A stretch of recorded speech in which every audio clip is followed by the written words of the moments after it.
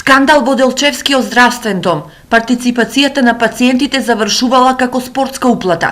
За злоупотребата на здравствениот денар стои вработен во здравствениот дом во Делчево, кој собраната партиципација наместо во банка ја уплатил во кладилница. Вкупно наливче во неколку наврати ставило околу 7.000 евра, кои требало од наплатниот центар да завршат на сметката на здравствениот дом. Сумата од околу 7.000 евра е проневерена за само 2 месеци, но извори за телевизија Стар зборуваат дека конечната сума веројатно е многу поголема. Поради ова во моментов во благајната се прави и детална проверка за неколку месеци наназад со цел да се види дали парите од дневниот промет се носени во банката.